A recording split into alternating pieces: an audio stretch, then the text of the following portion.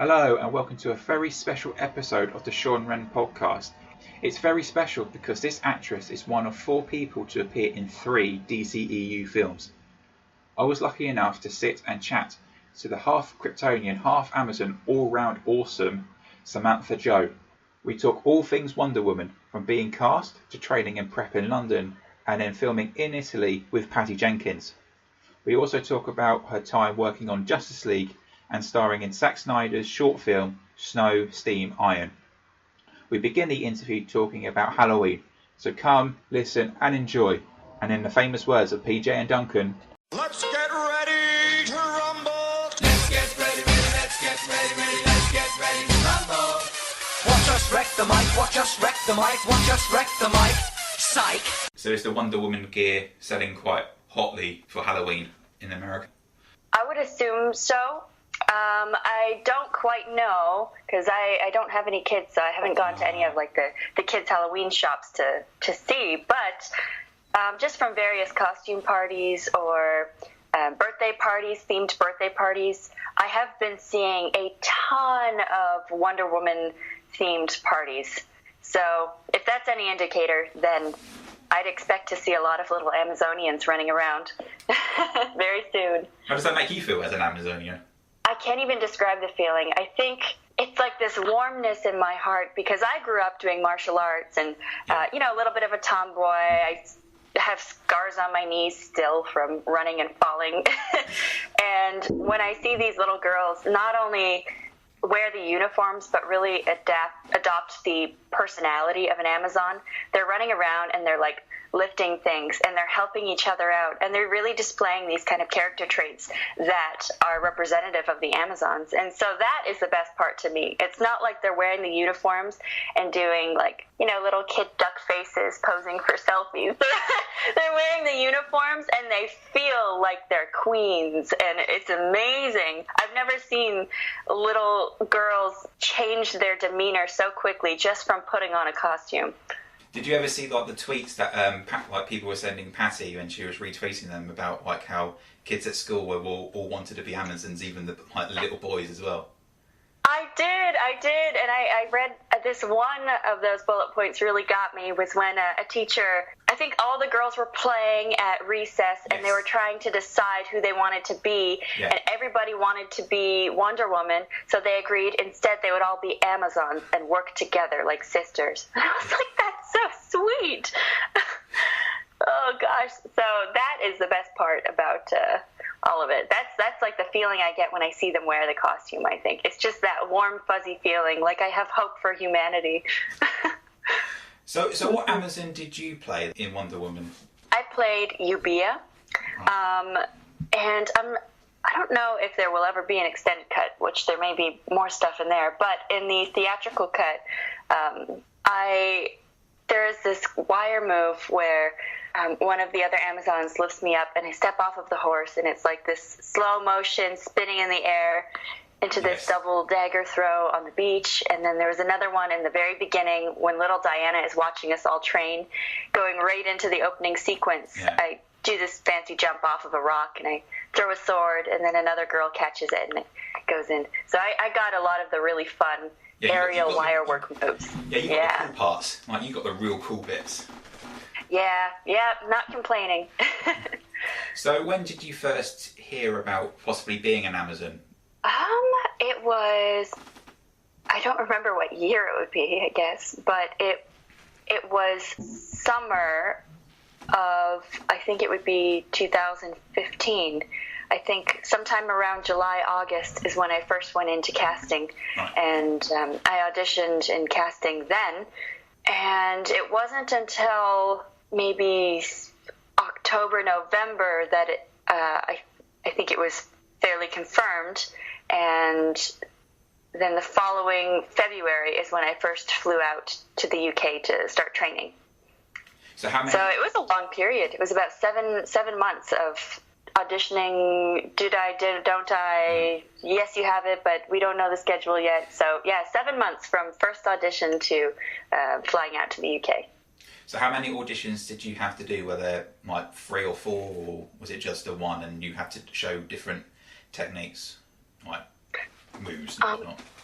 It was just the one for me. I'm not sure how it was for everybody else. I did have the pleasure of working on films that casting director had casted before, and I kind of worked with some of the same team before, so I did have that, and obviously that just made it a better experience, having familiar faces that are so warm and welcoming. Yeah. So I just went in the one time, but I can't speak for everybody on that. No. So how was it like coming to England? Was it your first time over here? Well, it kind of. My husband was actually the fight coordinator on Wonder Woman also, and we got it through completely separate, I guess, ways, which was pretty amazing because that will never happen. But I did go in November to visit him. So I did go to set and I did visit him, and that would technically be my first time in the UK. But and then February is when I flew out myself. But for the film was the first time that I had ever been out there. And you know what? I think it feels a little bit even more like home than LA does. Obviously, my home is here, and my friends and my husband, and we built a life here. But weather-wise, I felt this like nostalgic. It's like cold and raining. I'm so happy. Yeah, but you know, when you live in California and you have a horrible drought for 2 years, when you're in the rain, it's not so bad. Mind you, I probably would feel different if I was there for a longer stretch, but I appreciated the break from the 100-degree weather and to have some rain and some seasons. Oh, good to hear. Yeah. So what was your first day like with all the other women who came in as Amazons? Was it like a first day at school experience? It really was. I didn't meet everybody all at... Oh, no, I did. We kind of had little groups that we would go into the gym with because there were just so many women. You know, there probably wouldn't be enough equipment if we'd all come in at the same time. But we did have this stunt training session where all the women were training together. And for me, it was like the first day of school meeting everyone, but I think everybody came in waves. Yeah. So some girls had already been there for months and months, especially the ones local to the UK, had already been training for a few months. So for them, it was like no big deal, and I was probably just, you know, another new face. But myself and Brooke Entz arrived the same day. So for both of us, we were, you know, new kids at school, it felt like. So what was it like working with Mark Twilight? Always amazing and always a challenge physically, but so rewarding. Actually, the first time I did get to work with him was on, I think Man of Steel. Okay.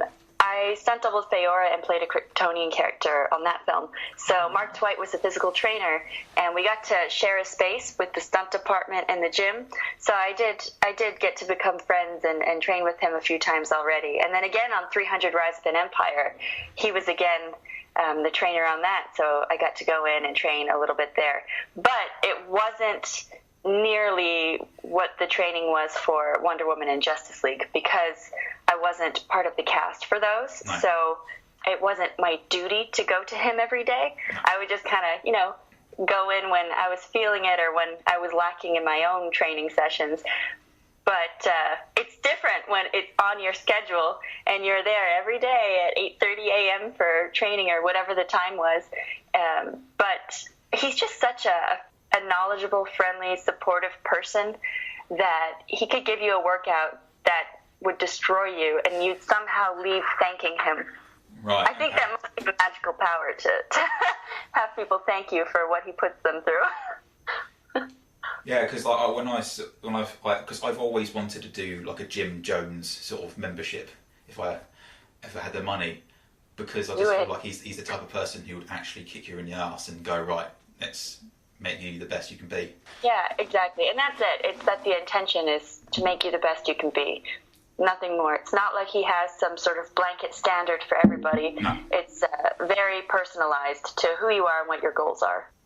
So you're the unique blend of part Amazonian, part Kryptonian then, which is probably the most awesome blend ever. Yeah.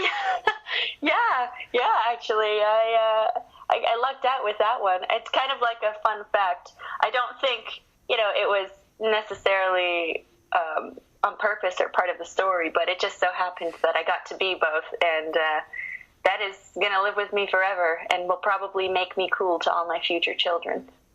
I think that's probably make you feel cool now, so yeah. everyone. Oh, thanks. Yeah, between that and then I did this series, Mortal Kombat Legacy, where in that round they're Edenians. So I got to play a lot of cool specialty races of extraordinary women. You're going to be like a proper mama bear, aren't you? Just don't miss my children because I am an Amazonian. Yeah. I plan on using that for sure. Don't blame me. So, what was the hardest day of when you were training? Because you said you went in there, you got your ass kicked, but you left thanking him. So, but what was there a specific day of training when you left and just thought, I don't know anymore? I never thought I don't know anymore, because anytime my ass gets kicked, I get angry and I need to conquer it. Right. So, but the day I felt most angry and angry with myself and like needing to conquer this challenge, because I don't like failing. So I guess I just get competitive with myself. But I remember it very clearly. It was the third day of training, and I was not quite accustomed to all these new muscles I was using. I tried to prepare, and I was actually corresponding with Mark for a month before I even flew out there, because I was going to gyms and training and showing him my training schedule, and he was giving me notes already because I'm a little bit of a goody two-shoes, so I was trying to show up prepared. I took horse riding. I tried to do everything I could to be prepared, but still on that third day of training, couldn't have prepared myself enough for the sled pushes. At the end of our workout, he piled all of these weights on top of these sleds that we roll across this faux grass, and it's probably about, I think it was a 50 yard or 50 meter. I know that's a really big difference. I think it was probably a 50 yard or no, maybe 25 meter. I don't know, somewhere in that range. Sprint. So you have to push it, but you have to sprint with all of this resistance of the weights on the sled and push it all the way there, all the way back, and then you have 3 other women on your team that push it all the way there, all the way back, and it's as fast as you can. So you don't have as much of a break as you would think. And I was thinking so hard about the sprinting aspect and just going as fast as I could that I burned out my legs really quickly. And so by the time I got to that last sprint, in my mind, my legs were moving so quickly, and then I looked down and they were just like limp underneath of my body, and I wasn't even pushing off of the ground anymore. I was basically trying to lean into it to get it to move an inch, and it was so slow, that last pass, and I was really struggling. On my way back, it was like one step at a time, barely. So I put my head down and I just used everything I had to try. And when I looked up, all of the women in the gym had come over to me and formed this giant circle around me, and they were pumping their fists like, "Come on, Sam, you can do it, you get it, push," and they were just yelling at me all these words of encouragement, and it just sparked up this little flame that allowed me to finish. But I mean, it was the best day and the worst day, because I was in so much pain. It's like all my legs were just aching all over the place. Like I wanted to throw up, but I couldn't stand up. And if I laid down, I wasn't comfortable. So I was literally just rolling back and forth on the ground for like 20 minutes. But then I left feeling so happy and so but welcomed into the group. Like that day is when I felt like I was an Amazon with these other women. Just their reaction and their support. And it really allowed us to be better than we could have been by ourselves. Yeah, that's the thing, because in the Wonder Woman Blu-ray, there's a behind the scenes where they talk about the Amazons, and when I messaged you, how I said I felt quite inspired by how you all worked together. Was it like a true sisterhood where were you hanging out, out of the gym and into the gym as well? Oh yeah, most definitely. Well, especially because we had our groups that we would go into the training with. Yeah. Of course, we got to know some better than others because there was just so many of us there. But for all the ones that were also staying on location, so to say. You can't see my air quotes, but Yeah. for all of us that had to travel to be there to work, we didn't know anyone else, and we didn't have anyone else to necessarily hang out with outside of work. So it very much was a family while we were there. After we were wrapped, we would maybe go out for dinner, or we would meet up and work out again at the hotel, or meet for breakfast, or just, stay around the studio after and explore. It was really nice. It wasn't an only on-set relationship. It very much carried over, and I'm still very close with many of those women now. I was texting one this morning. Yeah, well, there was pictures on Instagram. A few of the Amazons went back to Italy to where the film was shot. Mm-hmm. So yeah, it's quite it's really nice to see people still having that community. Yeah, and it was really nice to kind of prove that stereotype wrong, that a large group of women can't get along.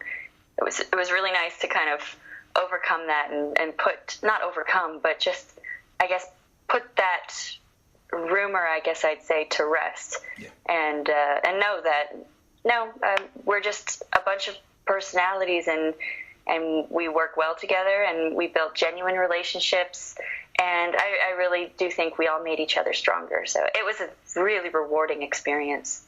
So were you training in the Leavesden studios at Warner Brothers? Yes, that's right. Yep, Leavesden. They had a gym in one of the workshop spaces, and that was home for a very long time. When did you go out to Italy to start your filming? I believe it was March. It was it was sometime in March, maybe towards the end of March.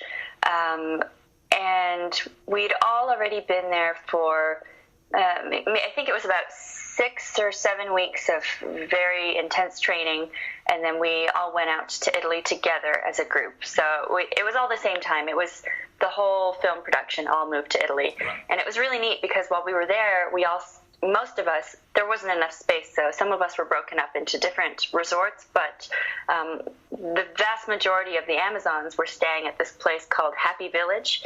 And it was kind of like this large camping resort where there was like one bar centrally located and one dining hall where all of us would eat together, and it was catered food for breakfast, lunch, and dinner. And then we had a bunch of kind of huts and cabins sprinkled throughout the property. And we each had our own hut or cabin, and right on site were 2 beaches, and those were the beaches we were filming on.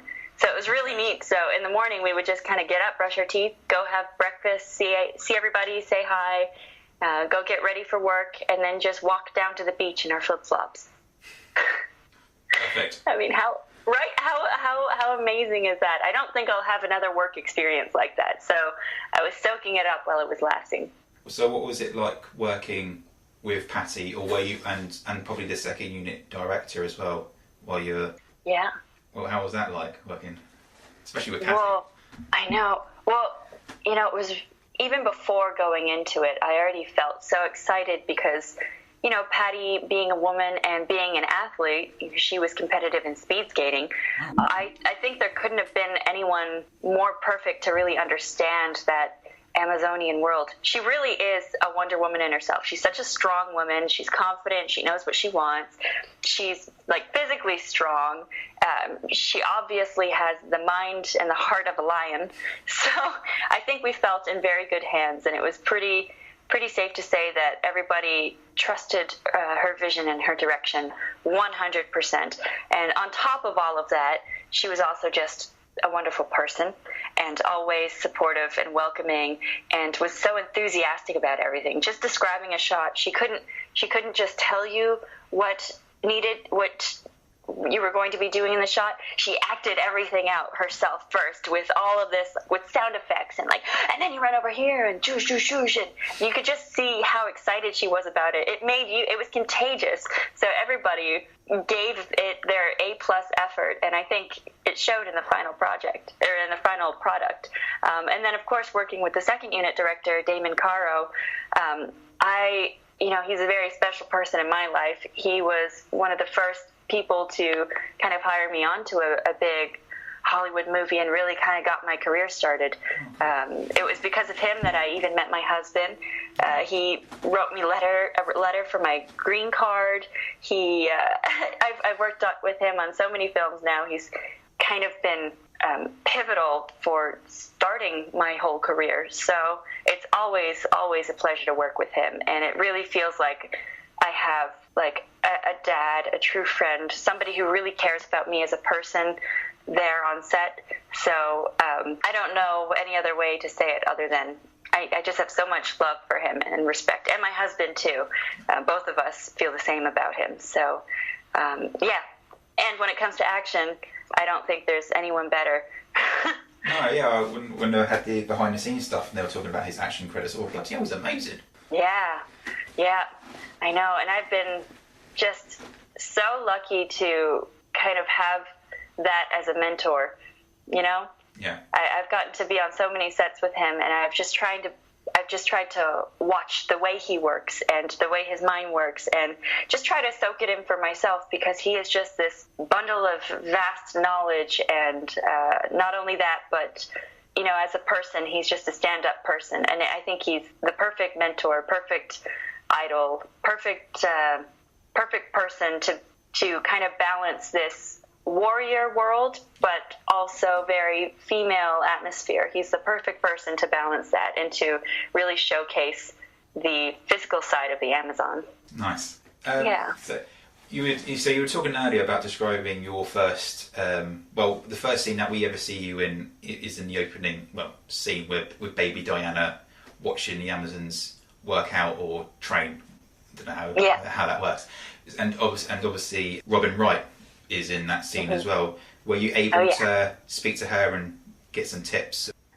Oh, yeah. And actually, even before the film, I did get to travel and just I think probably the stunt team kind of action unit was just gauging everybody's physicality. I did get to go and meet with Robin, and we trained together beforehand. So that was really neat.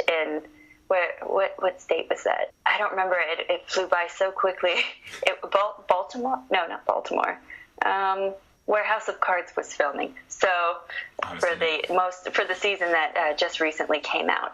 But I did get to go there and train with her and got to know her. And then in Happy Village, like I said, we were all dining together and eating together every day. So we really did get to know so many of the women. And Robin, I mean, you can see in House of Cards that strong, powerful character that she plays. And I think I was probably a little intimidated or scared when I first met her, because I love that show and I've watched it since the beginning.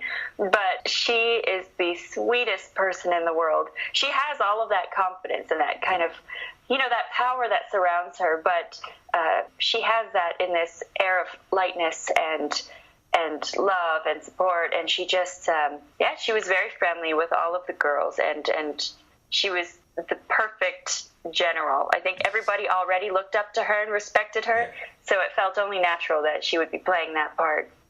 Yeah, I think like a lot of men watched her and just like, yeah, I'm both scared of her and amazed by her. Right. Yeah, we all felt like that too. So that continues on. Does Connie Nielsen embody Hippolyta as well? Oh, yeah. I mean, especially with Connie's activism, and she's so involved in the world and about the human beings of the world. And she's just such a caring person. And I think that that's kind of necessary to be queen of all of these Amazons. Having a heart, I think, is absolutely the number one trait that would be most desired. And Connie has that. But also, when you just see her physically, she looks like a queen. She just has this golden air about her with the way she stands and carries herself, the way she speaks. She's so eloquent and articulate, and always has not only intelligent things to say, but positive things to say. She's in no way like a Debbie Downer. Everything she says, you feel inspired by it, which is really the most amazing. So even off screen, I feel like she is Hippolyta, and I wouldn't have imagined anyone to play it more beautifully. Well, I was just seeing on Twitter, by all accounts, in the Justice League soundtrack, she has her own theme now. What? Really? Yeah, but I was just like looking at Twitter, and by the looks of things, she might have her own theme. Oh, very cool. I'm so happy to hear that. Oh, I'm going to have to check that out. I'm behind. I just find out from, like, third hand. I'm like, oh, man. Yeah, I'm a little horrible. Oh, don't worry about it.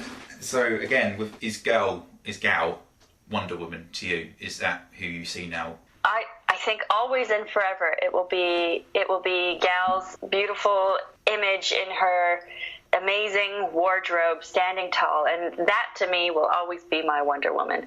And just like every other woman on set, I think well, of course, casting did an amazing job, because every woman there was not only a physical embodiment of the character, but they were all stand-up women, and they were all compassionate and supportive and strong and confident, and, you know, Gal was that in every way. I don't think you could catch her without smiling. She's just always smiling. She's always having a good time. Nothing could put a damper on her day.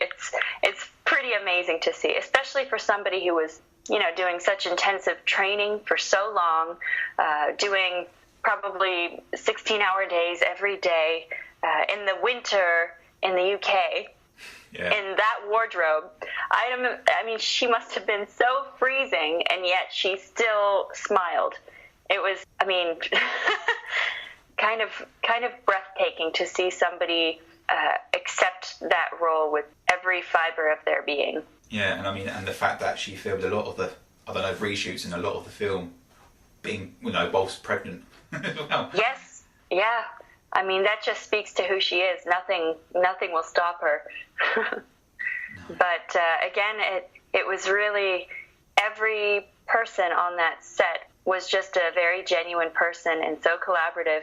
And I do think that's why the final product was what it was. I think it translates, even if you don't, I guess, necessarily feel like, oh, how I am off camera doesn't really affect, you know, what the camera is seeing. But it does. And I think that friendship that everybody had and that genuine love for each other translated, and it really made something special where everybody could kind of feel the love just pouring out of the film. Yeah, so do you think you've taken some traits from your Amazon into your everyday life as well, and into your personality? I do. I don't know if it was a conscious thing, no. But I think I probably see the world different, and I most definitely see women different. I had no idea what a group of women could be capable of, but when I was training with these women and I could see the heart and just the no-quit attitudes and literally just going until your muscles don't work anymore, but somehow their hearts and their brains were still moving. And it was really touching. It was really, really touching. I'm like getting emotional right now thinking about it. But it certainly changed me. Yeah. Yeah. So I want to talk about the day that the filming of the beach scene. So take me through that first day of when all the Amazons were together and you were fighting the Germans. Wow. It was a sight. It's a brief, like a short description. Yeah. Oh, of course. It was a sight to see. I think for me and many of the other Amazons, it was the first time we saw each other in a large group, all in wardrobe, because we'd had fittings and we'd seen the wardrobe on ourselves, but we hadn't necessarily seen it on the other women yet. So once we were all ready and down on the beach, the warm Italian sun was shining off of the wardrobe because it had this kind of metallic sheen to it. And it just looked like a bunch of golden goddesses standing on a beach in Italy, the waves crashing behind. And I think all of us had a moment where we couldn't really believe this was our job. And this was going to be filmed and coveted forever. So I think everybody had a moment where we had to take a minute to just kind of appreciate the beauty of everybody standing there on the beach. The whole crew, really, especially when the horses came out and some of the women got up on the horses and they're riding when other women are on the beach fighting. And it was just this beautiful mesh of Amazonians. Yeah, I'm just trying to remember in my head if you were on a horse now. I did a lot of training on the horse, but when it got to filming, I primarily was a fighter, Right. a ground fighter. Yeah. Always better to stay level. Yeah, more nimble. Yeah. So were you a Wonder Woman fan growing up, like reading the comics or watching, I don't know, like if you were around when the Linda Carter TV show was around? I definitely did my research and had seen a few and read some of the comic books, but I don't remember if I'd actually been able to see it as a kid. I was born in 91. I think it was probably before. No, because you're just a couple of years older than I am. So. Yeah. So I think I might have missed it, but I got to catch up later in life. I watched a lot of Ninja Turtles and Power Rangers and things like that. Oh. As you can see, it influenced my career. Yeah, the golden age of kids TV, that was. Right, I agree. I mean, yeah, I think like in a weird way, Ninja Turtles helped me because I did karate when I was growing up. So. Oh, you did? Yeah. Oh, that's awesome. Did you stick with it for a long time? I started when I did it for 14 years. Wow. I did it when I awesome. was 4, and then I got my black belt when I was 18. And then, did you stop after, or? Yeah, because of like sort of like pricing of insurance and whatnot, and learning. So. Nice. Yeah, that's really awesome to hear, though. I do feel like martial arts as a kid really instills a sense of work ethic and discipline that I don't think I would have at least gotten had I pursued other things. I really value the martial arts that I did. It's kind of made my career now, so I'm very thankful for that. No, with my brother, who's also a black belt, and he's like teaching his little one a few moves now. She's 5, so she's growing up to be her own little Amazon. Oh, that's awesome. Has she seen Wonder Woman? Her mum's a bit overprotective of the violence sort of stuff, but I don't know if her other uncles let her see that yet. But she definitely knows who Wonder Woman is because of for DC superhero girls. Oh, good. I'm glad. And hopefully, if not already, she can see it in a couple years and be inspired. Yeah, I want all kids to be inspired by Wonder Woman. Yeah, me too. I'm really happy that Wonder Woman ended up being such a positive role model.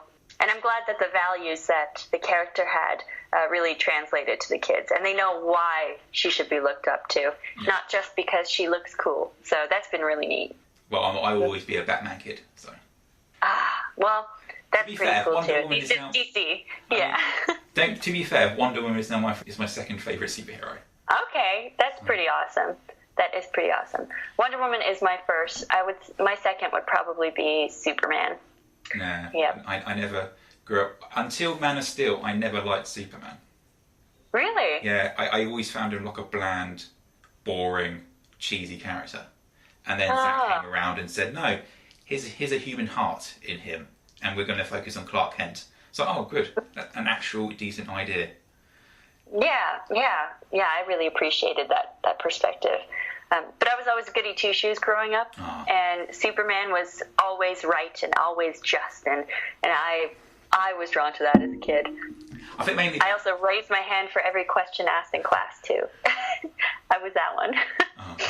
Yeah, I think the reason why Batman is because I think being British and having the sort of Gotham area in like the grey, and it's always grey and dark, so it's just sort of like, yeah, I'm Batman. Yeah, he is a popular one. I have a few friends that just love Batman so much, and I see why. I do see why. I mean, there was Zach posted a photo on Vero, and it was with the girls. I think you were in the photo as well, next to the Batmobile. Yes, Justice League. Was that? I remember that day. Was that like the coolest moment? I mean, I don't know if it was for you, being a Wonder Woman fan, but was that quite cool to say, I'm actually next to the Batmobile? Actually, it was.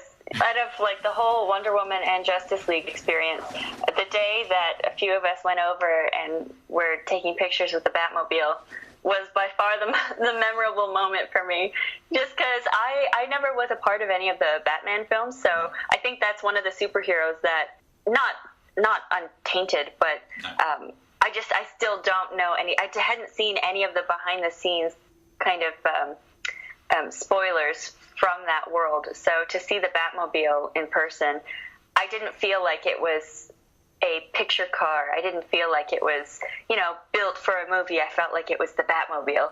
So I was really excited that day. Mm-hmm. Oh, I'm so jealous in every possible way.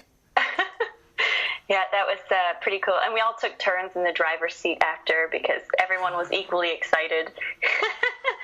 Yep, that's the Amazon spirit, sharing. Oh, yeah, I know, but it's just, the Batmobile. So, just quickly talk briefly about Justice League, since it's the next film coming up. What was it like working with Zack, transferring from Patty? Because, I mean, you probably worked with Zack a little bit on Man of Steel, but I don't know if you got a little bit more in depth with him. I actually, the first project I got to work on that was his film was Sucker Punch. Oh, wow. Yeah, and I stunt doubled Jenna Malone, who played Rocket on that. So I did get to work with him for a good 7 months on that film, and then another 6 or 7 months on Man of Steel. And so I have always admired him as a human being and as a filmmaker. And so I did get to work with him again on Justice League.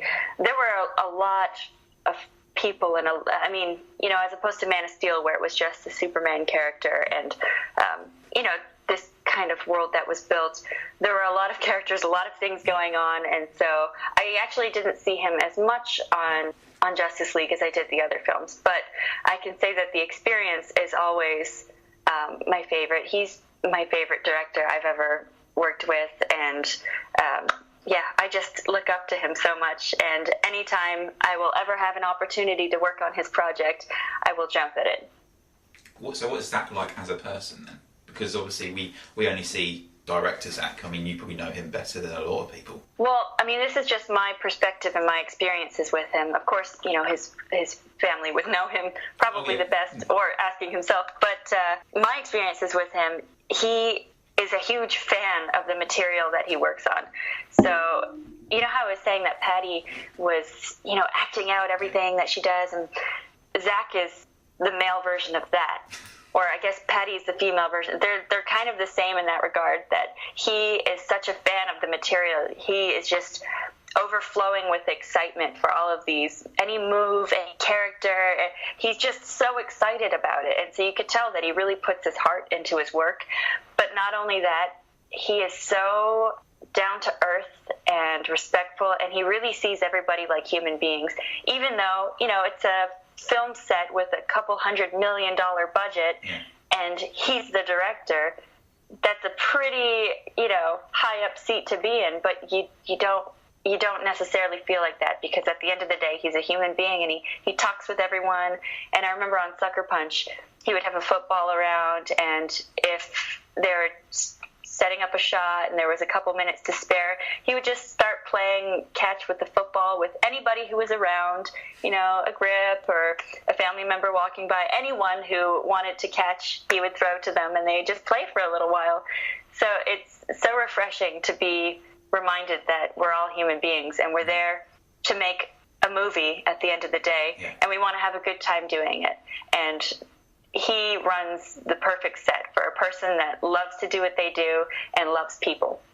Oh, that's so cool to hear. Yeah, and his family is always around. It's very much like a family-friendly environment.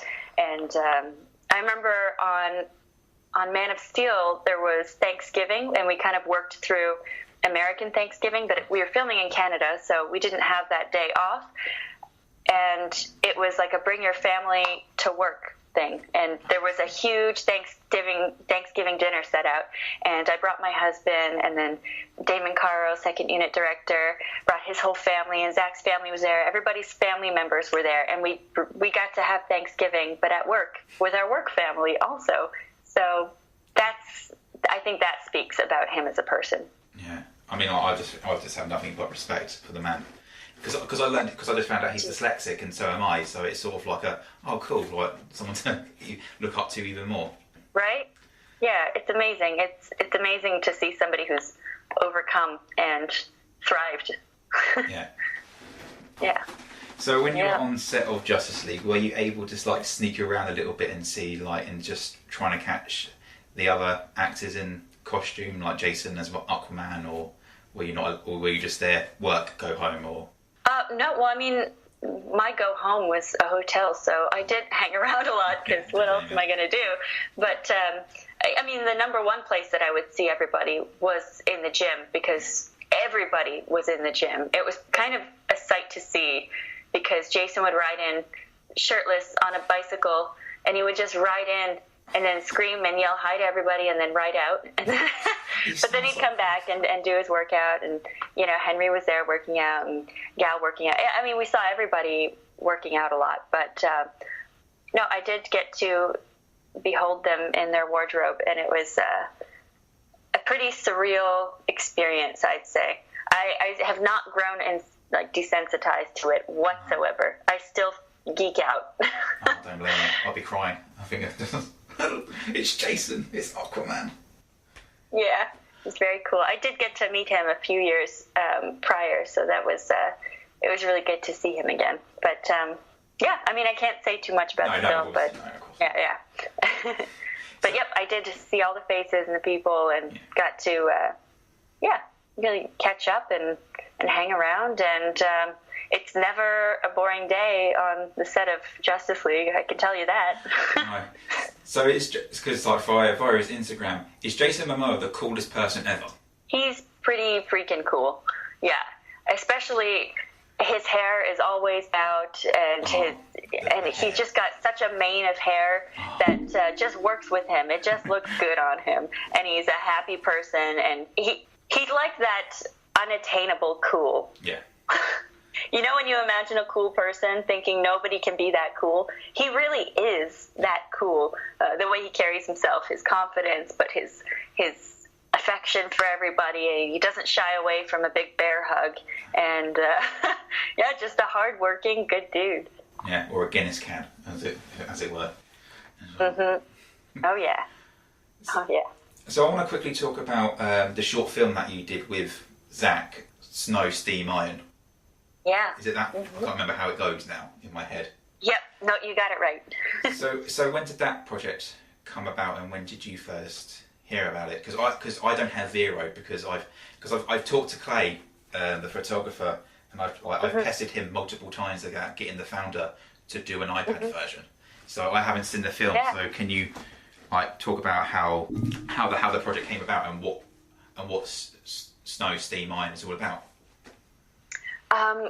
Well, for that project, I mean, I don't know how much was, I have my own interpretation of it, but of course, Zach's intention and Zach's interpretation would be very personal to him.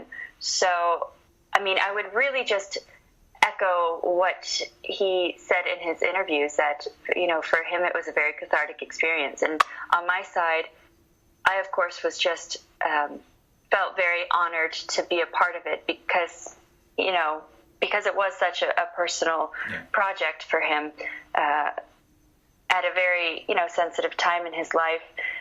It was really lovely, and I felt so honored to be able to see him at that time, and to be a part of something that I felt was very special. So I heard about it in, I think it was, I don't remember what month it was, but he called and he told me all about it. And, just from my side, abuse towards women and women being exploited abusive relationships. Those are all things that I care very deeply about. So, of course, immediately I was drawn to it for artistic reasons. But, of course, you know, it being a Zack Snyder project, I would, like I told you, I would jump at it regardless. But it was like a quiet, loving environment on that set. It was just very special, and I think everybody knew that we were making something really special, and everybody was there helping out in any way that they could. And it's kind of like, yeah, we were very much with friends and family, and it was an experience that we all got to share together, and there were no egos or no positions, really. Everybody was just doing whatever they could to help the final product. So that would probably be my second favorite experience to Sucker Punch, just because I was so young and wide-eyed on Sucker Punch. But Snow Steam Iron would most definitely be my second favorite. Yeah. Yeah, I mean, because obviously, you know, the stories come out about how it was a family, you know, a tight-knit sort of set, and the fact that it was filmed on an iPhone. How was that for an actor as yourself, like working in a different medium? Yeah, I mean, it was strange because the shots could be set up so quickly, and I think because there was so little equipment, I mean, usually you might have 15, 20, 30 minutes for the lighting to change and for, you know, to block it out first and have your marks set for the camera. And it's quite a process to set up a shot sometimes, but really with this project, it would be like, oh, okay, this looks good. I want to walk it once, and okay, we're good to go. And I'm like, oh man, oh wow, we're really good to go. So everything went by very quickly and very smoothly. And it was strange to not have all the gear around. It was just Zach with maybe a little mount or a dolly for a camera that was the size of your arm, and the iPhone, and that was it. So it was really neat. And, you know, I think my experience on it was probably because it was heavy subject matter and because I was acting in it, you know, that probably put a cloud in my mind over it, because I was trying to, I guess, stay in my circumstances to do my job the best I could. But I think everybody just felt this massive love for each other, and it was like, we didn't do a big group hug, but in my heart, it felt like that project was just kind of like a group hug. Maybe I'm the only one that feels like that, but that is the vibe that I felt, and it was just very special, and it was an opportunity to see everybody. So has that inspired you to do your own like short films? Just take your iPhone out and just get a few friends together and just film? Well, most certainly. I mean, it's been a little busy for me because it is still quite the process to, I think, make your shot list and do your storyboards, and I guess really get a group of people.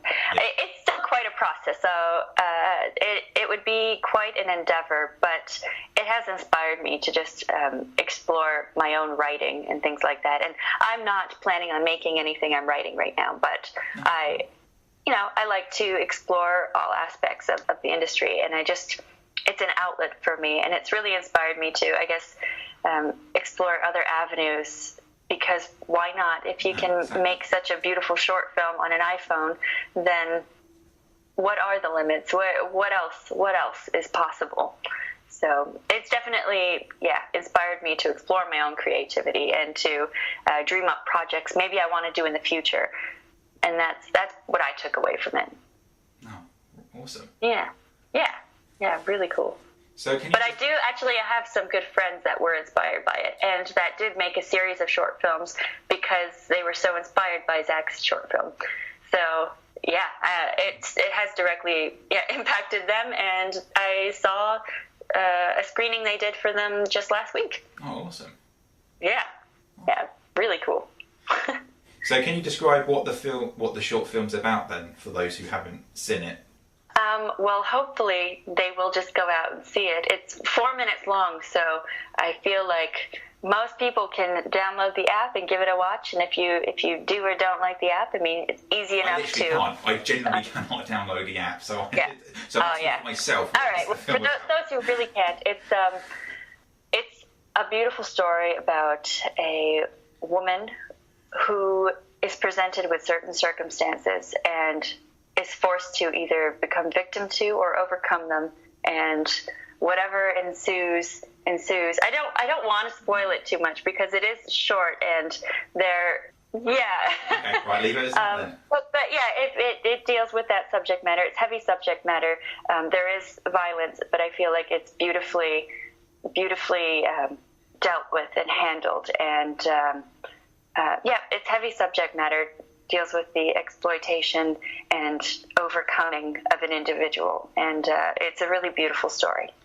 Okay, I'm hoping to download the app as soon as possible to watch it. But is it just not available in the UK? Is that no? It's the fact that I don't have an iPhone or an Android phone. I only have an iPad, and I've because I spoke to Clay about this, and I've tried multiple times, and I'm just waiting for I know because he recently said to me about how there's only a few 20 plus people who have who work on the app, so I just have to till it comes available on the iPad. Yeah. So. Well, soon enough, and until then, there is a synopsis. Right. So I've got one last question. Mm-hmm. Tickets go out on sale for Justice League tomorrow, but before people see it, why should people see it? I think people should see it because it's a collaboration of beloved characters that everybody has gotten the opportunity to already fall in love with through previous films. So we all know Wonder Woman. We all know Batman. We all know maybe or not Superman. And we've been able to read about Aquaman, and we've seen versions of The Flash before. And I think this will be a really epic coming together of these characters that we have already fallen in love with. Not only that, but I think the storyteller and the director always has an amazing vision with a very human story at the heart of it. And it will be a visually stunning, a heart-wrenching, a inspiring flick that people can appreciate from all ages, all races, all socioeconomic backgrounds, all everything. I think everybody will find at least one character or one thing in the film that they will connect with and that they can walk away with and be inspired by. So I think it's just going to be all around a very impactful film for the world. Perfect. Well, I'm buying my tickets. I'm buying my multiple tickets tomorrow anyway. So. Me too. I've got a lot of people to see it with. All right. Well, I've got to solidify my dates with my friends, but oh yeah. So that was my special interview with Samantha Jo, and I hope you listen to her and get your Justice League tickets if you haven't already. Follow me on Twitter at Shaun_Wren, and thank you for listening, and goodbye.